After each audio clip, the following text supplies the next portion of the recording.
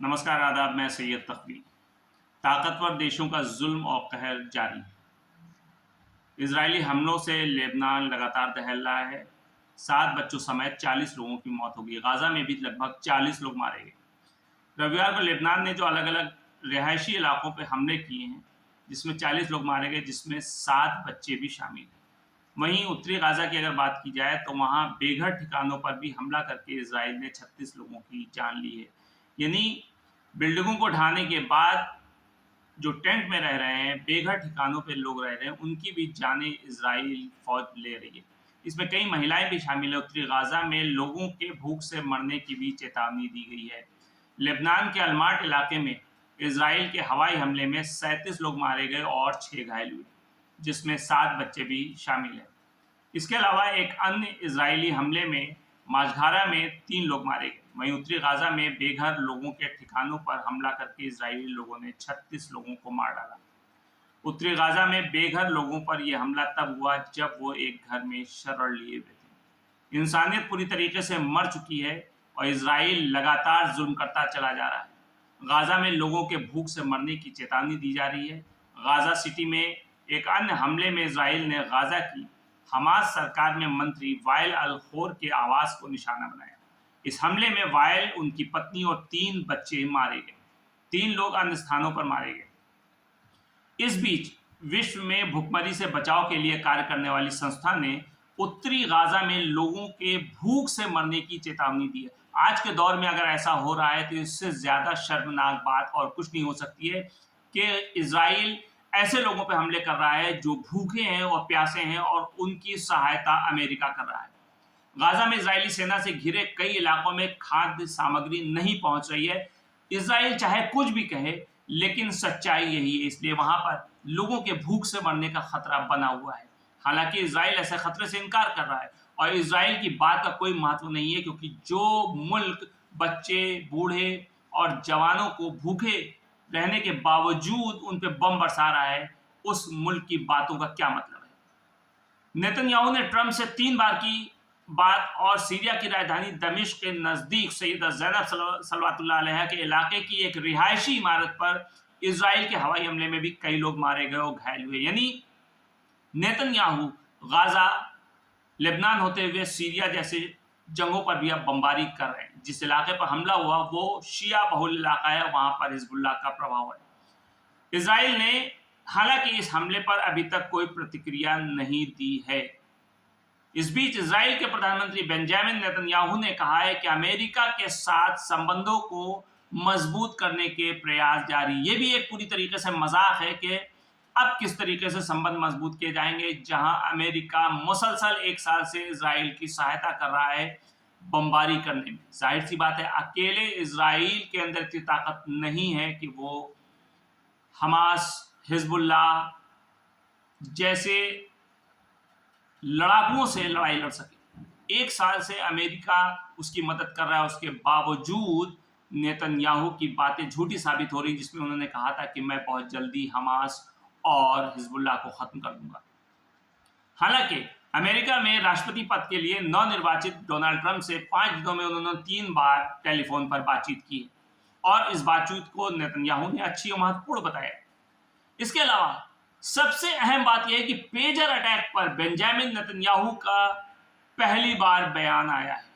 Lebanon में Hezbollah के लड़ाकों पर हुए पेजर अटैक पर इजराइल के प्रधानमंत्री बेंजामिन नेतन्याहू ने पहली बार यह कबूलनामा करते हुए कहा कि इसकी मंजूरी प्रधानमंत्री कार्यालय से दी गई थी। नेतन्याहू ने इस बात को स्वीकार किया कि उन्होंने लेबनान में पेजर हमलों को मंजूरी दी थी, जिसमें 2 महीना पहले हिजबुल्लाह के 40 से ज्यादा लड़ाके मारे गए।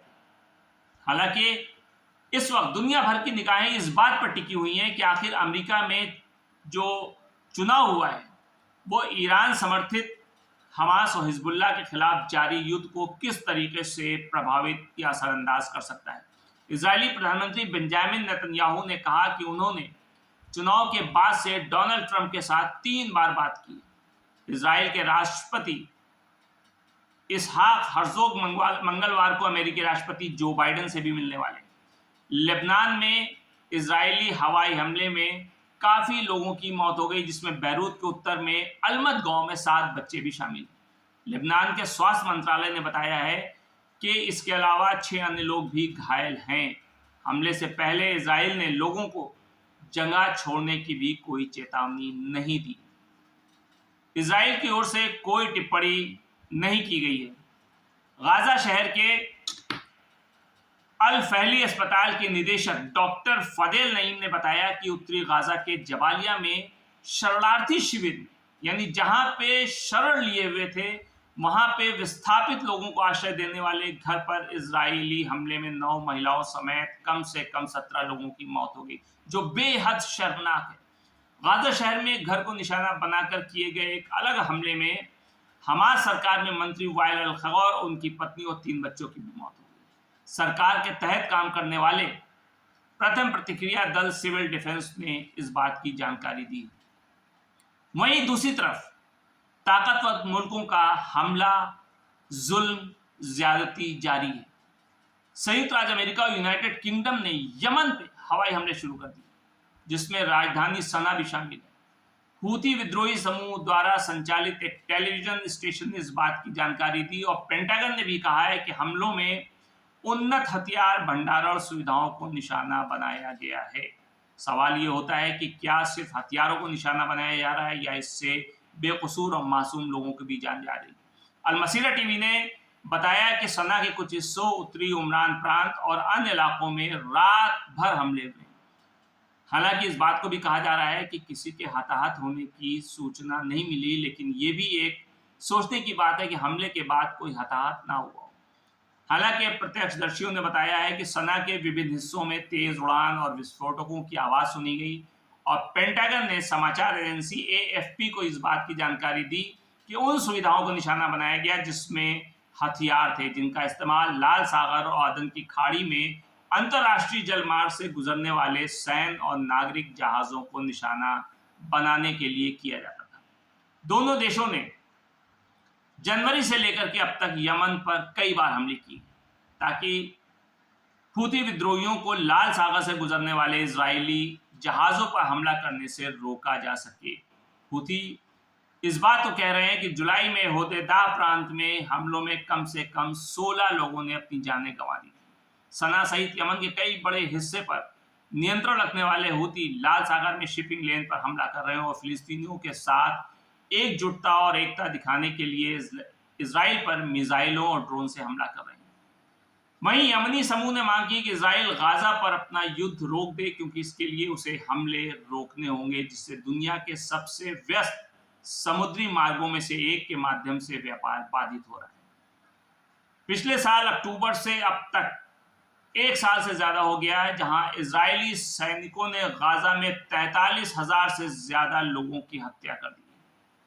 दक्षिणी इजराइल में हमास के नेतृत्व में हमले के बाद ये विनाशकारी युद्ध शुरू हुआ था, जिसमें हजारों की तादाद में अब तक लोग अपनी जानें गंवा चुके हैं। शनिवार के हमले हूती नेता अब्दुल मलिक अल हूती द्वारा इजराइल का समर्थन करने के लिए अमेरिका के नवनिर्वाचित राष्ट्रपति डोनाल्ड ट्रंप की आलोचना के 3 दिन के बाद हुए। अमेरिका और ब्रिटेन के सैन्य अभियान ने हूती हमलों को नहीं रोका। ईरान से जुड़े होने के कारण जो ये समूह है उसने दक्षिणी इजराइल में सैन्य एयरबेस पर हमला किया। हूती सैन्य प्रवक्ता ने बताया कि समूह और पश्चिमी यमन के ऊपर एक अमेरिकी ड्रोन को भी रोका गया। हूती, अमेरिका और ब्रिटेन के हमलों ने गाजा में संघर्ष के विस्तार की आशंकाओं को बढ़ा दिया है। साथ ही साथ यमन के गृह युद्ध को समाप्त करने के प्रयासों पर भी चिंताएं पैदा कर दी हैं। लेकिन जिस लिहाज से और जिस तरीके से इजराइल के प्रधानमंत्री बेंजामिन नेतन्याहू अपनी जिद के चलते निर्दोष और बेकसूर लोगों को मार रहे हैं और जिस तरीके की मिडिल ईस्ट की तस्वीरें और वीडियोस सामने आ रहे हैं, उससे एक बात तो साफ जाहिर है कि बेकसूर, भूखे और निर्दोष लोगों की जान लेने वाले इजराइल के ऊपर कोई भी कदम उठाने के लिए तैयार नहीं है। उल्टे अमेरिका जैसे देश बेकसूरों की जान लेने के लिए इजराइल की मदद करने के लिए सामने आ रहे हैं। नमस्कार।